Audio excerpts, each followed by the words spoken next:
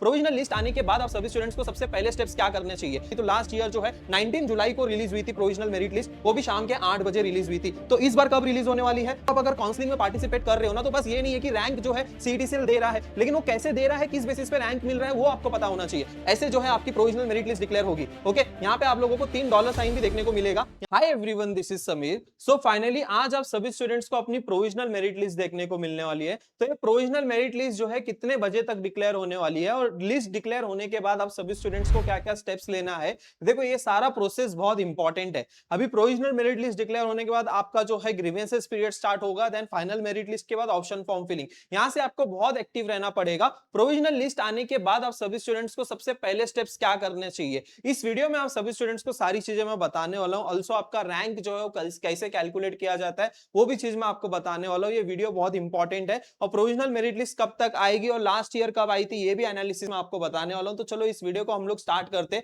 जो भी स्टूडेंट पहली बार इस चैनल पे आओगे, चैनल को सब्सक्राइब करके रख लो। इसके बाद के सारे वीडियोस आप लोगों के लिए बहुत इंपॉर्टेंट है। ऑप्शन फॉर्म फिलिंग स्टार्ट होने वाला है। अब मैक्सिमम सभी स्टूडेंट्स उसमें गलती करते हैं। मैं आप सभी स्टूडेंट्स के लिए पूरा डेमो फॉर्म फिलिंग करके बताऊंगा कि कैसे जो आपको फॉर्म फिलिंग करना होता है। स्टेप 1 में आपको फॉर्म फिलिंग नहीं करना होता है, स्टेप 3 से जो है वहां से शॉर्टलिस्ट कर सकते हो। वो बहुत अलग स्ट्रेटजी होती है, अलग ट्रिक्स होती है, जो मैक्सिमम सभी स्टूडेंट्स और पेरेंट्स को नहीं पता होता है। और इवन सीईटी सेल भी उसके बारे में बताते नहीं है। तो ये सारा प्रोसेस और ये सारी ट्रिक्स मैं आपको बताने वाला हूं इस हमारे यूट्यूब चैनल के थ्रू। तो चैनल को सब्सक्राइब करके जरूर रखना। And yes, provisional merit list कितने बजे आएगी, चलो मैं आपको बताता हूं। और आप सभी स्टूडेंट्स को क्या क्या चेक करना है वो भी हम लोग देखते हैं। हमारा ग्रुप ज्वाइन कर लेना, इंजीनियरिंग एडमिशंस के ग्रुप ज्वाइन कर लेना अगर अभी तक आप लोग ने ग्रुप्स नहीं ज्वाइन किया है तो। ऑल्सो जो भी स्टूडेंट्स की अभी तक लिस्ट नहीं बनी है और जो भी स्टूडेंट्स को काउंसलिंग की रिक्वायरमेंट है, तो यहाँ पे ये लास्ट मोमेंट है आप सभी स्टूडेंट्स के लिए। अभी इससे ज्यादा इंतजार नहीं करना है आप लोगों को, क्योंकि ऑलरेडी हम लोग ने कॉलेज लिस्ट बनाना और स्टूडेंट्स को शेयर करना भी स्टार्ट कर दिया है।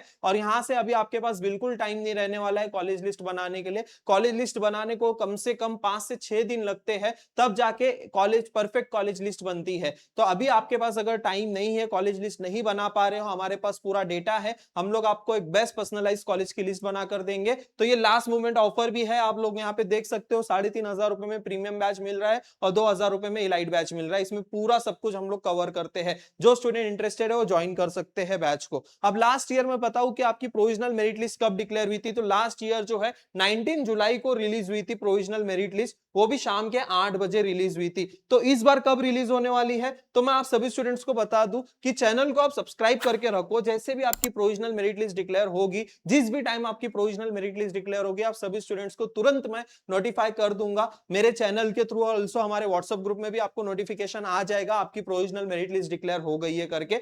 चैनल को सब्सक्राइब करके रख लेना। अभी सबसे पहली चीज ये देखो, आपको ये पता होना चाहिए। देखो, आप अगर काउंसलिंग में पार्टिसिपेट कर रहे हो ना, तो बस ये नहीं है कि रैंक जो है सीईटी दे रहा है, लेकिन वो कैसे दे रहा है, किस बेसिस पे रैंक मिल रहा है, वो आपको पता होना चाहिए। तो इंफॉर्मेशन ब्राउचर में ना ये सारी चीजें दी होती है। जैसे कि यहाँ पे देखो, आप सभी स्टूडेंट्स के रैंक जो है आपके सीईटी के स्कोर कार्ड, ऑल्सो आपके एचएससी एंड 10th के मार्कशीट के ऊपर डिपेंड करता है। बहुत सारे जो इंप्रूवमेंट वाले स्टूडेंट्स हैं, उन लोग ने अपना रिजल्ट अपडेट नहीं किया। उन लोगों को मैं रिक्वेस्ट करूंगा कि आपके रिजल्ट को अपडेट कर लीजिए, क्योंकि आपके फिजिक्स, मैथमेटिक्स, इन सारे मार्क्स को कंसीडर करके आपका रैंक दिया जाता है। तो बहुत सारे ऐसे स्टूडेंट्स होंगे जिनको सेम स्कोर आया होगा 100, कितने लोगों को 100 स्कोर आया होगा, लेकिन वो 100 में से पहले किसको रैंक मिलेगा, बाद में किसको रैंक मिलेगा, ये सारी कैसे डिसाइड होगी चीजें, जब आपका मैथ्स में हाईएस्ट स्कोर देखा जाएगा, फिर फिजिक्स में देखा जाएगा, फिर केमिस्ट्री में देखा जाएगा। ये पूरा सीक्वेंस दिया गया है, यहाँ पे आप देख सकते हो। सबसे पहली चीज यहाँ पे देखो, सीईटी सेल ने क्या बोला है। पहला पॉइंट में इन्होंने ये बोला है कि हाईएस्ट मार्क्स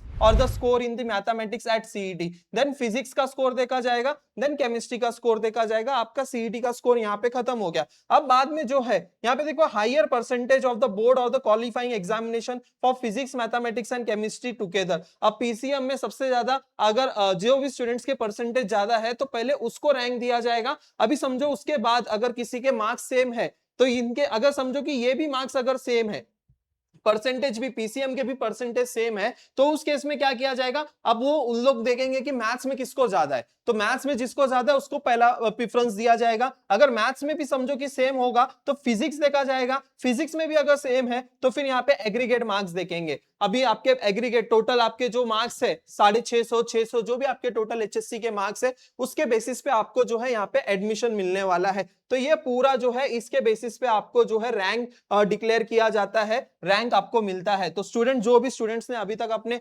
इंप्रूवमेंट एग्जाम वाले जो स्टूडेंट्स है वो अभी ग्रीवेंसेस पीरियड में अपना मार्कशीट अपडेट कर सकते हैं, आपके रैंक में डिफरेंस जरूर आएगा। अभी यहाँ पे देखो स्टूडेंट्स, अभी यहाँ पे बहुत सारे रैंक डिक्लेयर होते हैं। ये पहले मैं गर्ल्स कैटेगरी का बता रहा हूँ। यहाँ पे आप देख सकते हो PCM state general merit number, यहाँ पे आपको ये एक मेरिट नंबर रहता है PCM state general merit number. उसके बाद जो है यहाँ पे lady state general merit number, ऐसे दो गर्ल्स के लिए जो है ऐसे दो रैंक अलग अलग देखने को मिलते हैं। एक स्टेट जनरल मेरिट नंबर ऊपर वाला और lady state general merit number ये नीचे वाला। अब यहाँ पे 62,000 रैंक है और यहाँ पे 22,000 रैंक है। अब यहाँ पे यूजुअली गर्ल्स क्या करते हैं कि मेरे लिए तो यहाँ पे स्पेशल रैंक दिया गया है तो इसका मतलब है कि मेरा यही state general merit rank consider होगा। नहीं डियर, ऐसा नहीं होगा। अगर आप स्पेशल हो तो इसलिए स्पेशल अलग से आपको रैंक दिया रहेगा, लेकिन यहाँ पे जो स्टेट जनरल मेरिट रैंक है वही कंसीडर किया जाएगा। 81 परसेंटाइल पे 62,000 रैंक है, वही कंसीडर किया जाएगा। अगर आप जब कट ऑफ में देखोगे आपको ये नहीं देखना है कि आपकी जो भी कैटेगरी है, यहाँ पे जैसे कि ये ओबीसी कैटेगरी है स्टूडेंट,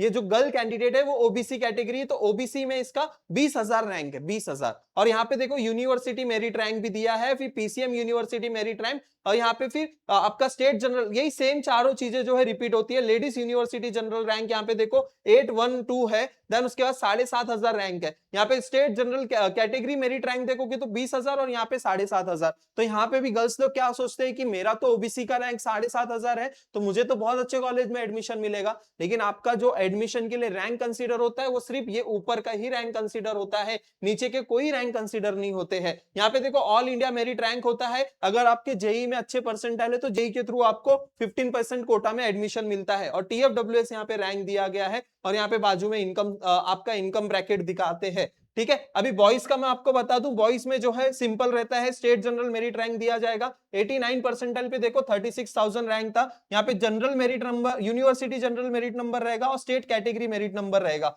यहाँ पे देखो 1800 एससी कैटेगरी का 1800 है, तो आप लोग बोलोगे कि यार मेरा तो एससी कैटेगरी का 1800 है और पीआईसीडी का 7,000 8,000 पे क्लोज होता है, तो मुझे 7,000 और 1700 दोनों में से छोटा नंबर कौन सा है? 1700। वो सोचेगा कि जिस कॉलेज में 7,000 तक रैंक गया और मेरा 1700 रैंक है तो मुझे तो डेफिनेटली वहां पे एडमिशन मिलेगा। आगे समझाऊंगा, ये पॉइंट आपको समझाऊंगा। यहाँ पे देखो डिफेंस मेरिट रैंक होता है अलग से, और यहाँ पे टीएफडब्ल्यूएस मेरिट रैंक होता है और ऑल इंडिया मेरिट रैंक होता है। अभी यहाँ पे देखो एक चीज मैं आपको बताता हूँ, जैसे यहाँ पे देखो ये चीज मैं आपको यहाँ पे एग्जांपल के थ्रू एक्सप्लेन करता हूँ। अभी यहाँ पे देखो इसका स्टेट जनरल मेरिट रैंक कितना है 45,000, 86 परसेंटाइल पे बराबर, और एससी का कितना है 2451। अब यहाँ पे एससी कैटेगरी का रैंक क्लोजिंग रैंक कितना गया है 13,364, 13,364। अब ये बंदा क्या सोचेगा कि मेरा रैंक तो 2400 है ना, मेरा एससी कैटेगरी का रैंक तो 2400 है और यहाँ पे क्लोजिंग रैंक 13,000 गया है, मैं तो आराम से मुझे इस कॉलेज में एडमिशन मिल जाएगा। ये जो कॉलेज का यहाँ पे मैं आपको जो बता रहा हूँ, ये जो कॉलेज है वो पीआईसीटी कॉलेज है। यहाँ पे कॉलेज कोड आप लोग कंपेयर कर लेना,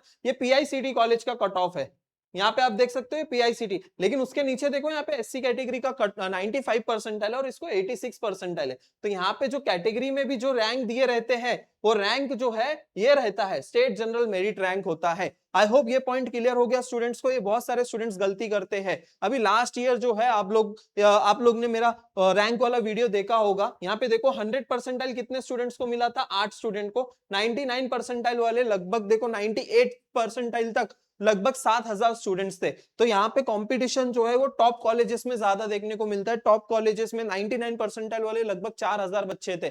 अब 4,000 बच्चों को सबको अच्छे कॉलेज में एडमिशन नहीं मिल सकता, मतलब जो टॉप 3 कॉलेजेस है सीओईपी, विजेटीआई, देन उसके बाद आपका वालचंद हो गया, पीआईसीटी होगा, सबको वहां पे एडमिशन नहीं मिलेगा। लेकिन वहां पे उसके बाद यहाँ पे जो कॉम्पिटिशन होता है हाई कॉम्पिटिशन, वो सिर्फ टॉप 4-5 कॉलेजेस में ही होता है। और उसके बाद यहाँ पे आप रैंक देख सकते हो, रैंक कंपेयर कर सकते हो। अब इस साल जो है यहाँ पे 2,02,000 स्टूडेंट्स ने रजिस्टर किया था ना, तो ये इस साल ये नंबर और बढ़ने वाला है। अभी जैसे ही आप लोगों को प्रोविजनल रैंक पता चलेगा तो भी मैं आपको नंबर भी बताऊंगा टोटल रैंक कितना आया है। अभी आपका जो एडमिशन है वो पूरा ओवरऑल डिपेंड करेगा आपके state general merit rank. State general merit rank, इस बात को याद रखो, दिमाग में यही चीज याद रखना, स्टेट जनरल मेरिट रैंक। अभी देखो यहाँ पे आप सभी स्टूडेंट्स को जो है ऐसी प्रोविजनल मेरिट लिस्ट देखने को मिलेगी। यहाँ पे मैं आपको प्रोविजनल मेरिट लिस्ट भी दिखा देता हूं।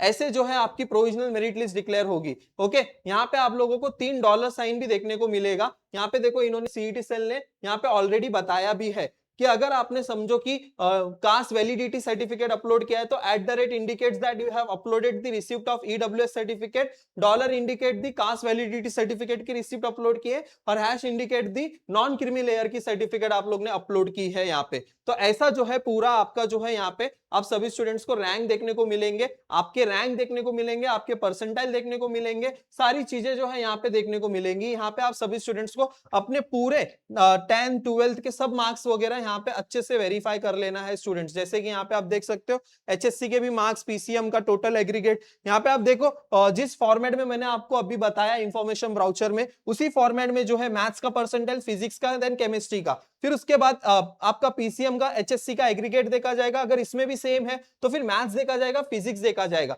फिर उसके बाद टोटल एग्रीगेट देखा जाएगा, फिर एसएससी का आपको देखा जाएगा। इसी वे में जो है आपके रैंक डिक्लेयर होते हैं। आई होप ये पॉइंट क्लियर हो गया स्टूडेंट्स को। ओके, तो रैंक कैसे कैलकुलेट किया जाता है और आपके रैंक के बेसिस पे ही आपको एडमिशन मिलता है, अलॉटमेंट मिलता है स्टूडेंट्स। ओके, अभी सबसे मोस्ट इंपॉर्टेंट, आज रैंक डिक्लेयर होने वाले हैं और अभी तक आपके पास कॉलेज लिस्ट रेडी नहीं है तो आप बहुत पीछे हो।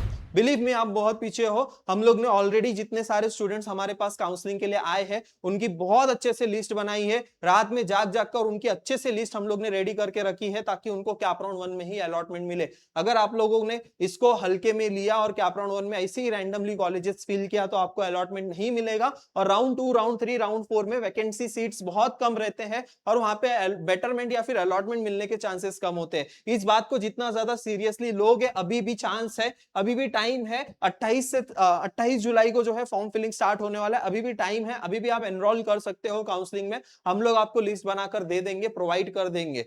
जो भी बेस्ट होगा हम लोग आप सभी स्टूडेंट्स के लिए पूरा ट्राई करेंगे। कॉलेज लिस्ट लेकिन रेडी रखना। ग्रीवेंसेस पीरियड के डेट्स यहाँ पे आप देख सकते हो। ओके, और ये तीनों डॉलर साइन मैंने आपको बता दिए क्यों होते हैं। ओके, और आप सभी स्टूडेंट्स को जो है अपनी कैटेगरी का बेनिफिट सही से यूज भी करना है। ओके, देन अगर अभी तक कॉलेज की लिस्ट नहीं बनी है जल्द से जल्द बना लो, अदरवाइज आप लोगों को बहुत डिफिकल्टीज आ सकती है लास्ट मोमेंट में। लास्ट मोमेंट में आप लोग रश करोगे और उसमें आपको unwanted colleges, low grade colleges, ये सारी चीजें आपको देखने को मिलेंगे, अलॉटमेंट आपको सही से मिलेगा भी नहीं। ओके, आई होप सारी चीजें मैंने आपको बता दी है। वीडियो पसंद है तो वीडियो को लाइक जरूर करना, और जैसे भी प्रोविजनल मेरिट लिस्ट डिक्लेयर होती है आप सभी स्टूडेंट्स को तुरंत अपडेट हम लोग प्रोवाइड कर देंगे। एंड यस, जो स्टूडेंट इंटरेस्टेड है, लास्ट मोमेंट ऑफर हम लोग ने लॉन्च कर दिया है, जल्द से जल्द आप काउंसलिंग में भी एनरोल कर सकते हो। चलो, थैंक यू सो मच, मिलते हैं फिर नेक्स्ट वीडियो में।